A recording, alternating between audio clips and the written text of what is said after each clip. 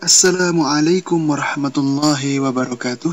Alhamdulillahirabbil alamin. Assalatu wassalamu ala Rasulillahi sallallahu alaihi wasallam. Kita jumpa kembali dalam video pembelajaran mata kuliah Hukum dan Hak Asasi Manusia. Kali ini kita akan mengkaji tentang instrumen hak asasi manusia nasional. Pada dua video terdahulu kita sudah mempelajari tentang instrumen hak asasi manusia internasional dan regional. Untuk pembahasan kali ini, kita akan mengupas tentang peraturan perundang-undangan HAM yang ada di Indonesia dan keseluruhannya adalah produk legislasi domestik. Perlu sahabat kampus ketahui terdapat dua pendekatan yang dilakukan dalam kajian ini, yaitu pendekatan luas dan pendekatan sempit. Pendekatan luas artinya adalah mencermati seluruh peraturan perundang-undangan yang ada, sedangkan pendekatan sempit merujuk pada beberapa dokumen hukum tertulis yang secara khusus dibuat sebagai dasar pemenuhan, perlindungan, dan penghormatan HAM. Kita masuk ke poin B, kategori peraturan perundang-undangan tentang HAM. Apabila diklasifikasikan, maka peraturan perundang-undangan yang berkaitan dengan HAM di Indonesia dapat dibagi menjadi 4 kategori.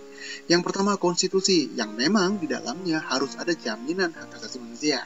Yang kedua, undang-undang produk legislasi nasional yang terkait dengan HAM. Yang ketiga, undang-undang hasil ratifikasi instrumen HAM internasional. Dan yang keempat, peraturan sebagai suatu produk kebijakan. Berkenaan dengan konstitusi, Indonesia telah memasukkan pasal-pasal HAM secara spesifik sejak reformasi digulirkan. Pasal-pasal yang dimaksud adalah pasal 28A sampai pasal 28J Undang-Undang Dasar 1945 Amandemen keempat. Di samping memang telah ada pengakuan HAM di dalam Undang-Undang Dasar yang lama, pengakuan HAM kemudian semakin dipertegas dan dispesifikasi pada Undang-Undang Dasar 1945 versi Amandemen. Nah, apa yang dikatakan oleh konstitusi tentang hak asasi manusia? Selain terdapat di dalam preambul, rincian hak-hak asasi manusia juga diatur dalam pasal-pasal Undang-Undang Dasar. Spesifik di dalam pasal 28A sampai 28J. Berikut pasal-pasal yang dimaksud.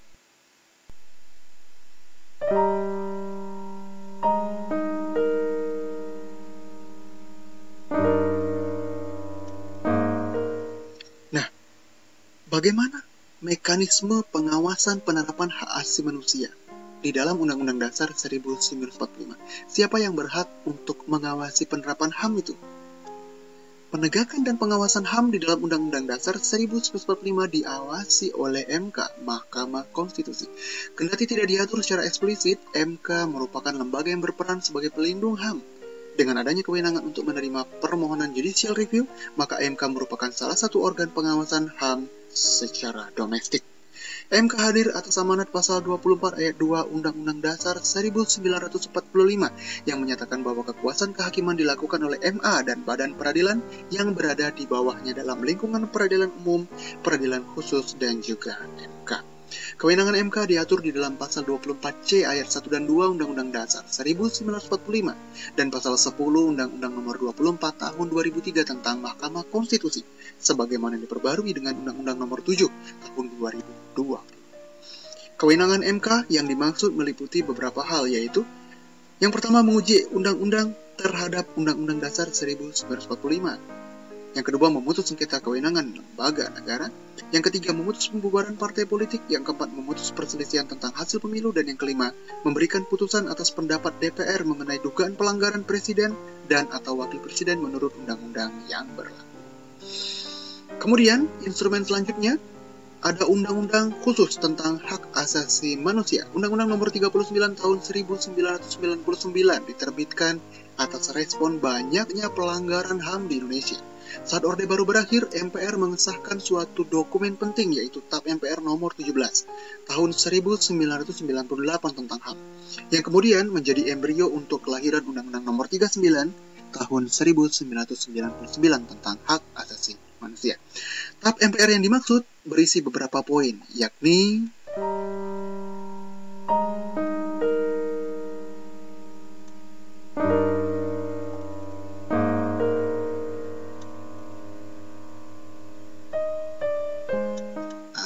prinsip-prinsip dasar yang dianut oleh Undang-Undang HAM antara lain ada prinsip universalitas, ada prinsip tak terpisahkan, ada prinsip martabat kemanusiaan, dan ada prinsip pengakuan terhadap hak yang tidak dapat dikurangi.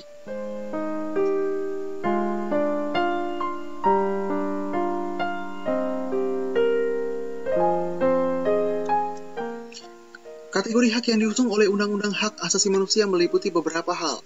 Bagian ke-1 tentang hak hidup, bagian kedua hak berkeluarga dan melanjutkan keturunan, bagian ketiga hak pengembangan diri, bagian keempat hak memperoleh keadilan, bagian kelima hak kebebasan pribadi, bagian keenam hak atas rasa aman, bagian ketujuh hak atas kesejahteraan, bagian ke-8 hak partisipasi publik, bagian ke-9 dan ke-10 masing-masing hak wanita dan hak anak. Adapun mekanisme pengawasan Undang-Undang Hak Asasi Manusia dilakukan oleh Komnas HAM, Komisi Nasional Hak Asasi Manusia. Dapat juga melalui laporan individual pada Komnas HAM dan pelibatan masyarakat sipil, baik orang perorangan, kelompok, organisasi sosial politik, organisasi masyarakat, lembaga swadaya masyarakat, ataupun lembaga kemasyarakatan lainnya. Kita tinggalkan dulu Undang-Undang HAM, kita masuk ke instrumen selanjutnya, ada Undang-Undang tentang Ombudsman. Ombudsman dikenal sebagai sebuah lembaga yang dipengaruhi oleh sistem ketatanegaraan Turki yang pada masa itu menjalankan hukum Islam dengan sebutan Turkish Office of Chief Justice. Lembaga ini bertugas memastikan bahwa hukum Islam harus diikuti dan diterapkan oleh seluruh penyelenggara negara, termasuk Sultan sebagai pemimpin tertinggi. Ide Ombudsman masuk ke Indonesia dibawa oleh para sarjana yang belajar di berbagai negara, khususnya negara-negara Eropa. Pasca reformasi, tuntutan masyarakat untuk melakukan perbaikan pada sistem pemerintahan di Indonesia, spesifik pada pelayanan, menggelora sebagai sebuah tuntutan yang tidak dapat dilawan. Sehingga muncul usulan untuk membentuk suatu lembaga yang dapat menampung laporan dari masyarakat yang haknya untuk mendapatkan pelayanan publik secara baik telah dilanggar. Ombudsman lahir melalui Kepres nomor 44 tahun 2000 tentang Komisi Ombudsman Nasional. Pada tahun 2008, eksistensi lembaga ini diperkuat dengan Undang-Undang nomor 37 tahun 2008 tentang Ombudsman Republik Indonesia. Kategori hak yang diusung Undang-Undang Ombudsman adalah hak mendapatkan pelayanan publik yang terbaik. Adapun jaminan pengakuan hak atas pelayanan publik tersebut dapat dibaca pada pasal 28I ayat 2 dan ayat 4 konstitusi kita. Untuk mendapatkan layanan atas pendidikan, jaminan sosial, kesehatan, peradilan yang fair, pelayanan urusan imigrasi, pemungutan suara, dan hak-hak yang lain, seluruhnya memerlukan tindakan pelayanan publik oleh pejabat negara. Pada konteks inilah, hak atas pelayanan publik menjadi sangat penting. Pelayanan-pelayanan publik yang dimaksud antara lain penyelenggara negara dan pemerintahan, BUMN, BUMD, badan hukum milik negara, dan badan swasta atau perseorangan yang menyelenggarakan pelayanan dengan anggaran dari negara. Mekanisme pengawasan Undang-Undang Ombudsman dilakukan oleh beberapa pihak. Yang pertama oleh Ombudsman itu sendiri, kemudian yang kedua melalui mekanisme laporan, pengaduan atau penyampaian fakta kepada Ombudsman, yang ketiga melalui rekomendasi kepada atasan terlapor untuk ditindaklanjuti dalam rangka peningkatan mutu penyelenggaraan administrasi pemerintahan yang baik. Nah, bagi sahabat kampus yang mengalami pelayanan tidak mengenakan di sebuah penyelenggara negara, maka bisa melakukan pengaduan ke Ombudsman. Lanjut, instrumen berikutnya, Undang-Undang tentang Perlindungan Anak. Undang-Undang Perlindungan Anak yang dimaksud adalah Undang-Undang nomor 35 tahun 2014 tentang perubahan atas Undang-Undang nomor 23 tahun 2002 tentang Perlindungan Anak, yang kemudian ditambah lagi atau diperbaharui dengan Undang-Undang nomor 17 tahun 2016 tentang perubahan kedua atas Undang-Undang nomor 23 tahun 2002 tentang Perlindungan Anak. Undang-undang ini merupakan jawaban atas berbagai persoalan yang dihadapi anak, mulai dari eksploitasi, penelantaran, kekerasan, perdagangan anak-anak, adopsi ilegal, dan kasus-kasus lainnya yang terkait dengan anak.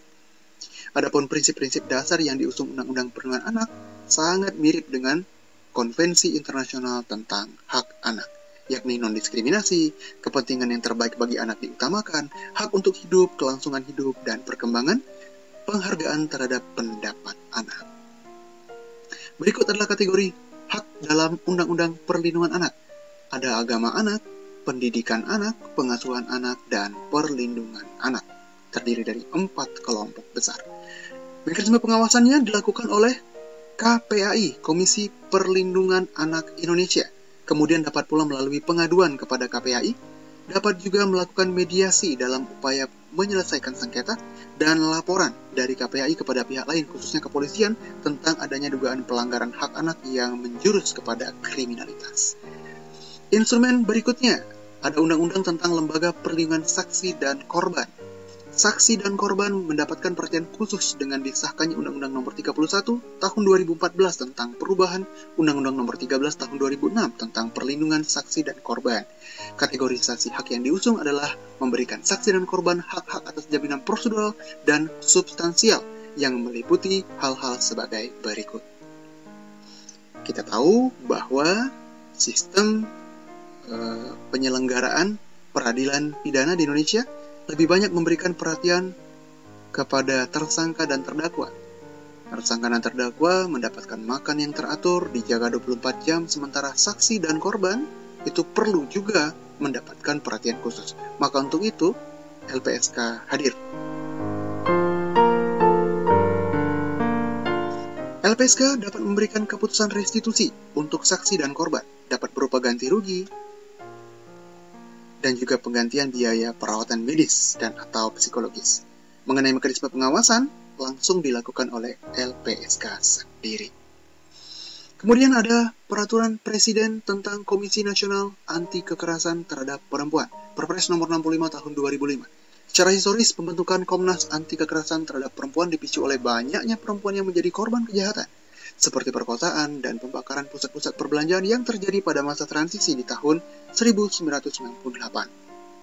Kategorisasi hak yang diusung adalah semua kategori hak sipil dan politik, serta hak ekonomi, sosial, dan budaya, sebagaimana diatur pada berbagai instrumen internasional dan nasional tentang HAM, sehingga komisi ini berwenang mengawasi seluruh potensi dan segala bentuk pelanggaran HAM yang menimpa perempuan. Mekanisme pengawasan dilakukan oleh Komisi Anti Kekerasan Terhadap Perempuan secara langsung.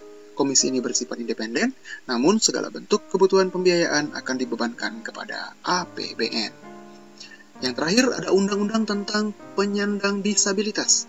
Pengesahan Undang-Undang Nomor 8 Tahun 2016 tentang penyandang disabilitas dilakukan sebagai bentuk pengakuan bahwa semua warga negara Indonesia adalah sama sederajat, termasuk mereka penyandang disabilitas. Prinsip-prinsip dasar yang diakui meliputi penghormatan terhadap martabat, otonomi individu, tanpa diskriminasi negatif, partisipasi penuh, keragaman manusia dan kemanusiaan, kesamaan kesempatan, kesetaraan, aksesibilitas, kapasitas yang terus berkembang dan identitas anak, inklusif, dan perlakuan khusus, serta perlindungan yang lebih.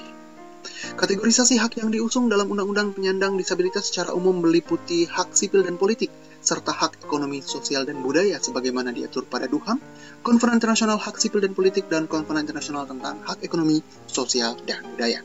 Mekanisme pengawasannya dilakukan oleh Komisi Nasional Disabilitas atau KND. Baiklah, kita sudah di ujung video. Ada beberapa kesimpulan yang bisa kita petik dari video ini. Yang pertama, peraturan perundang-undangan yang berkaitan dengan HAM di Indonesia dibagi menjadi 4 kategori, yakni konstitusi, undang-undang produk legislasi nasional, undang-undang hasil ratifikasi instrumen HAM internasional, peraturan sebagai suatu produk kebijakan. Kemudian yang kedua, mengenai hak asasi manusia, Undang-Undang Dasar 1945 amandemen memuatnya secara khusus dalam pasal 28A sampai 28J. Dan kesimpulan yang ketiga, terdapat beberapa undang-undang yang secara khusus mengatur hak asasi manusia sebagai instrumen nasional, yaitu Undang-Undang HAM, Undang-Undang Ombudsman, Undang-Undang LPSK, Undang-Undang Perlindungan Anak, dan lain sebagainya. Termasuk juga Undang-Undang hasil ratifikasi konvensi internasional yang tidak bisa dijabarkan satu persatu dalam video ini. Baik, sahabat kampus semuanya, itulah yang bisa kita pelajari pada kesempatan kali ini. Mudah-mudahan kita bertemu lagi di lain kesempatan. Atas penyampaian yang kurang tepat, saya mohon maaf. Sampai jumpa di video berikutnya. Hari Akademisi pamit undur diri. Wabillahi taufik wal hidayah. Assalamualaikum warahmatullahi wabarakatuh.